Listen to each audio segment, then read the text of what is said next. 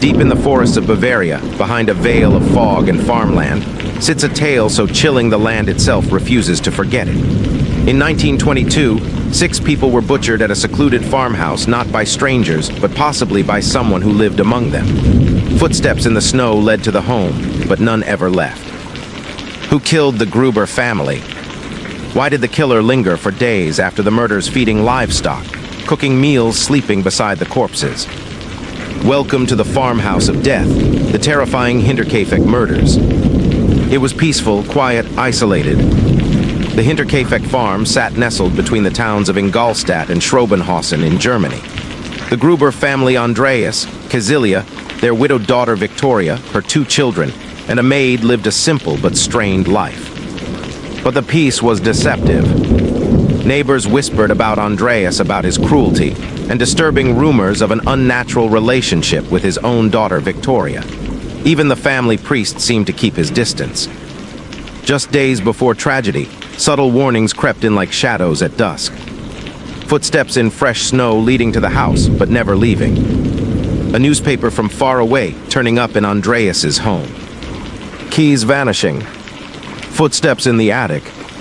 And the original maid. She quit suddenly, convinced the farm was haunted.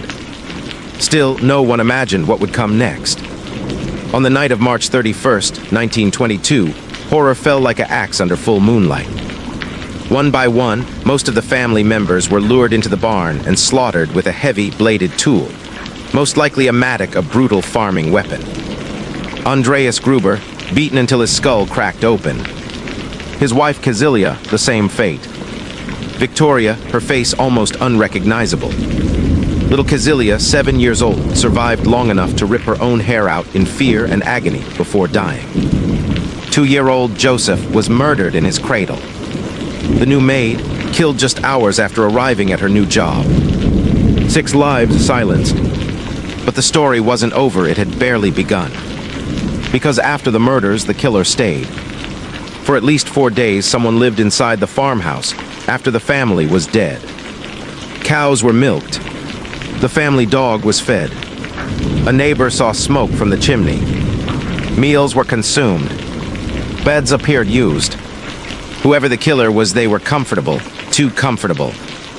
When concerned neighbors finally investigated, they found the bodies stacked and covered with hay in the barn. Inside the home, blood stained the hallway. Silence hung thick in the air.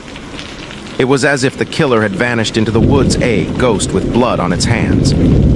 The police were baffled. No clear motive, no arrests, no confessions. They theorized robbery, but money and jewelry were untouched.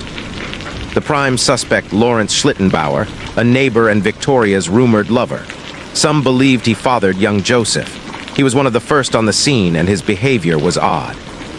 He was spotted unlocking doors police hadn't accessed yet. He moved bodies casually, almost too familiar. But there was no evidence, and over time, suspicion faded. Later investigations reopened the file multiple times in 1996, even in 2007, but nothing definitive was ever found. Not even fingerprints could save the truth. So who did it? Some say a jealous ex-lover driven mad. Others claim it was Andreas himself, in a murder-suicide, but he was one of the first killed. Could it have been someone living in the attic, stalking the family? And then the rumors. Some villagers whispered of a curse, or demons that haunted the land voices heard in the night long before the bloodshed. But the most chilling theory, that the killer knew them intimately. A friend, a brother, possibly someone who believed they were cleaning the slate. Someone who never truly left the farm. The Hinterkaifeck farmhouse was torn down a year later. In its place stands a modest shrine surrounded by whispering trees and forgotten secrets.